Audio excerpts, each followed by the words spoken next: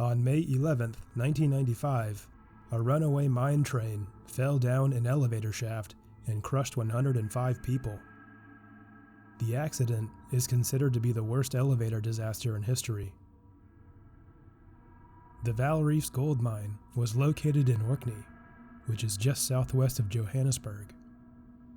The mine was one of many in South Africa, as South Africa has historically been one of the largest ore-producing nations in the world. The accident started with a typical workday in the mine, with hundreds of workers toiling away deep underground. At the end of the day shift, the miners made their way to the main elevator shaft to ride the elevator back to the surface to clock out and go home. The mine elevator carriage was much larger than a typical building elevator carriage. It was high capacity, with 2 levels, to accommodate over 100 men at a time.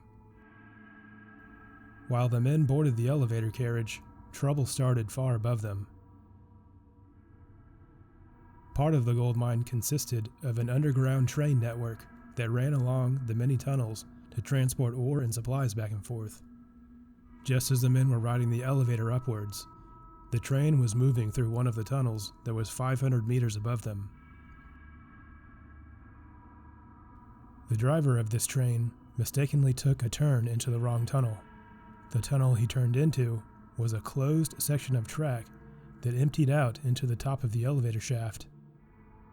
As the train traveled down the wrong tunnel, the driver jumped from the train as it smashed through safety barriers. The 12-ton train then reached the end of the track and fell out into the open elevator shaft and plummeted down onto the elevator carriage. The cable immediately snapped. Both the train and the carriage fell down to the bottom of the shaft, flattening the carriage and killing everyone instantly. The driver of the train was the only survivor.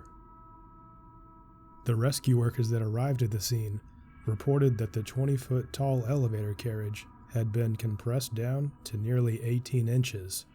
They compared it to a compressed tin box. Workers spent the next several days with blowtorches, attempting to cut through the metal debris to try to retrieve the victims' bodies. However, approximately half of the victims' bodies were too mushed and mangled to be identified, and workers resorted to retrieving random pieces of body parts at a time to the surface. The company operating the mine, Anglo-American, was accused of gross negligence.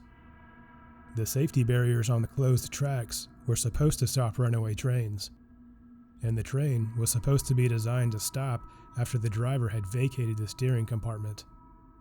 The company also had a lengthy history of safety violations. A large outdoor funeral was held for all 105 victims, which included a mass burial.